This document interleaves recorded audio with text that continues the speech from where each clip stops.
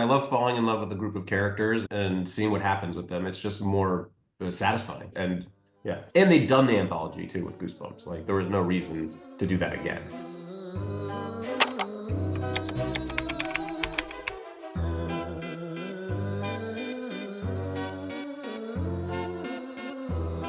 So, like, when you said Freaks and Geeks with Horror, that makes me think of like your other work, which makes sense in my head. When I see this advertised, it's maybe a little bit separate. In the pitch, how are you describing Freaks and Geeks and Horror, which feels like this is why you're right to do the project, but it's also going to be a four quadrant piece? Does that kind of make sense? Like, how do you make that connection in the pitch?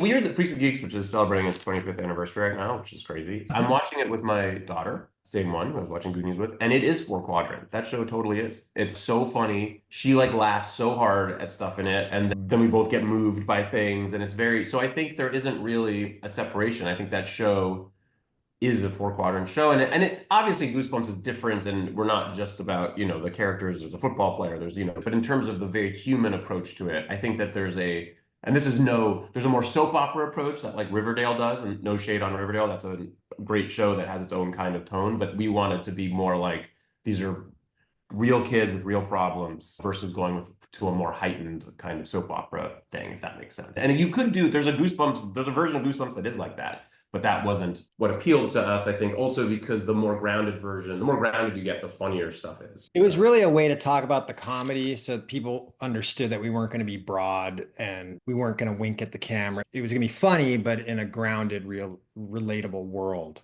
So that's why the Freaks and Geeks thing came out.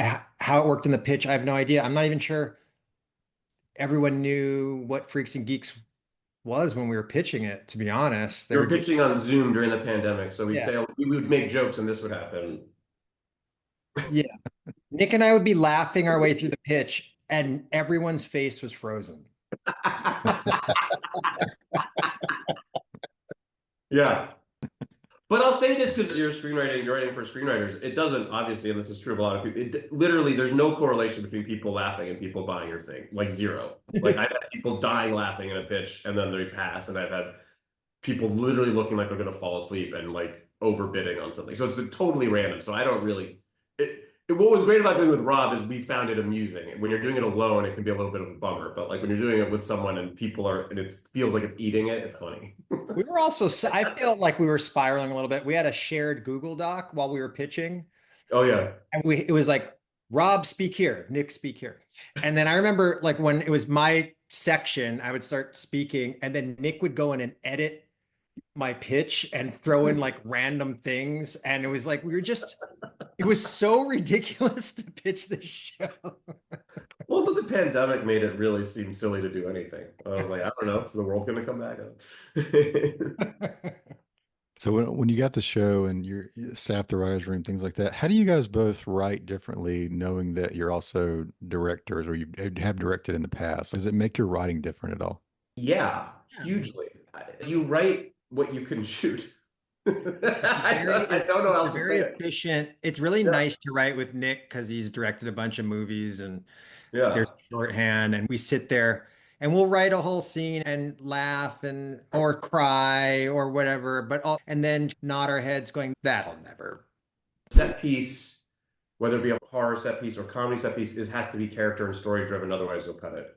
Could be Yeah. the coolest sequence of all time. Either it could be, I mean, I remember I had a sequence in Sarah Marshall that really made me laugh, and I shot it, and it was one of the first things I cut. And we cut the entire thing out of it because it just wasn't. It turned out we weren't interested in that character, and it wasn't who cared, and so we lost it. And the same thing is true of a horror set piece that could be really cool looking and whatnot, but if it's not supporting the character, it goes away. Yeah. Or story, the character or story. Is it the same decision for visual effects? Like it needs to push the story forward, but was there a point where you really wanted to put something in, but it just didn't make sense? The thing, visual effects isn't about any of that. It's all about money and time. Visual effects equals money and time. We're always wanting to do stuff and writing it too big and never being able to do it and ending up with a lot of the big shots happening off camera while a character stares at it. And it's like, wow. No, I don't think I honestly, on the page, we don't think about the visual effects that much. We just write cool things. And in the case of Goosebumps, we're really the creatures, the monsters, whatever the thing is, those are set. That's what we're pulling from the book series, whether it's a haunted camera or the worms that take over. We're trying to develop those ideas into cool, realistic, fun versions of it. So Exactly. Okay, what if this place is like actually haunted? Then it is the perfect party house on Halloween. Party's over? It's probably a trip breaker. Easy fix if we can find the box. Should this is something like if someone's like writing a spec script, should they just write it the best they can and then we edit these things later? Or how do you think about some of those things in terms of what should be on the page and what should not be on the page? it should be what Nick said. It should be all about the character. It's just the point of view of the character. The tone is the most important thing. That's what you're doing as a director, ultimately, is like it's tone. And so with a spec script, you can feel if someone, and the other, when it's written, when it's writing, it's often described as voice. So you want the voice to come through. So if your spec script, if you're trying to break into the business, you want your spec script to really represent you and be a specific voice. And usually that's that the story is tight, the characters are pop, and that it has a specific point of view to it, is I think. And you also, in addition to that, I think the more mercenary aspect of it, you want it to have a high concept and that sort of thing. But like my first spec script that got me attention, it had a high concept. It was a good idea for a movie, but it didn't sell and it wasn't made. But it got me lots of meetings and it got me writing work and it helped me break into the business and it got me little rewrites and stuff. But it was all those things. I think people read the tone and were like, oh yeah, this person has like a point of view. Yeah, and I also remember this is a thing back in the day when spec scripts were really the driving force of the industry. I don't know who said it. It was like Shane Black era, but it was when you're writing the spec script, the audience is the reader. It's not ultimately the movie itself. It's making sure that executive or that whoever's doing coverage, you're writing for that to entertain that person, and that's what made those spec scripts pop through. And it created its own style of writing, and everyone now writes even the scene description in a fun, poppy way. Yeah, it's different for different. I tend to keep my action real short. I don't write. There are all kinds of tricks, and people write. Some people are really good at writing action. I think. If a warehouse explodes, not that I write that kind of movie, I would write The Warehouse Explodes. I don't. When I get a script from submitted to me, That's not true. You write The Warehouse Explodes a lot. Yeah. But I just don't like it. I'm like, this is a movie. I want to know the characters, or I'll be like, I don't want a long description of the character. You should understand who the character is by their dialogue and what they do in the movie. Like you obviously want to know their age, and you might want to know someone's ex-con 30s. Okay, that's all I really need to know right now. If 5 people give you the same note, that note is correct.